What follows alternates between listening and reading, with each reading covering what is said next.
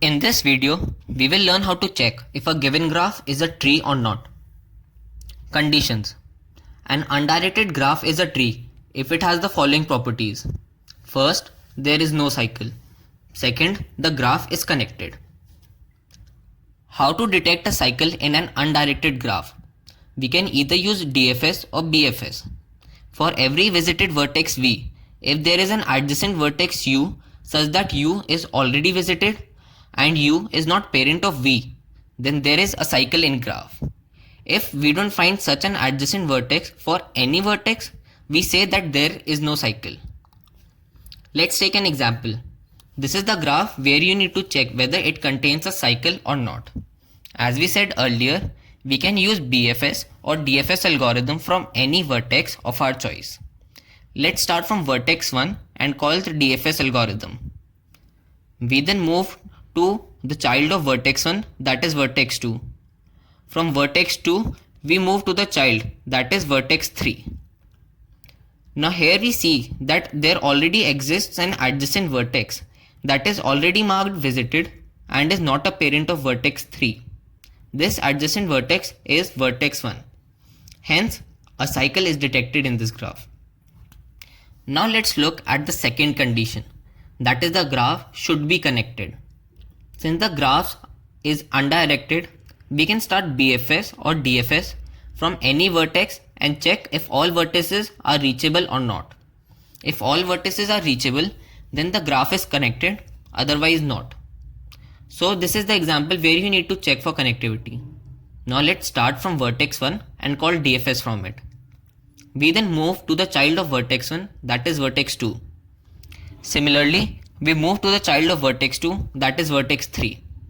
Now here we see that at the end of DFS, vertex 4 remains unvisited. Hence the graph is not connected. Now let's look at an example and check whether this graph is a tree or not. Let's call DFS from any vertex, say vertex 0, and then move to the child of vertex 0, that is vertex 1. Then we move to the child of vertex 1, that is vertex 2. Now here we see that there already exists an adjacent vertex 0 that is already marked visited and is not a parent of vertex 2. So this graph contains a cycle and hence it is not a tree. Now let's look at another example and try to find whether it's a tree or not. Let's call DFS from vertex 0.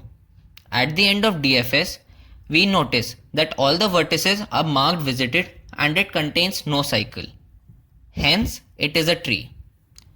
Now let's look at another example. We call DFS from vertex 0.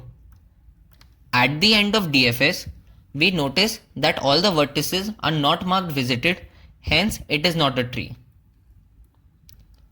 Now let us look at the implementation of this algorithm. First, you mark all the vertices as unvisited and then check whether it contains a cycle or not. If it contains a cycle, then we return false and say that it is not a tree. If it does not contain a cycle, then we check for connectivity. If both the conditions hold true, it means that the given graph is a tree. Now, let us try to find the time complexity of this algorithm. Setting all the vertices as unvisited takes a big O of V time, and checking for a cycle in the graph takes big O of V plus E time. Now checking for connectivity takes big O of V time. So on an average, this algorithm takes big O of V plus E time. Thank you for watching. Please leave us your comments.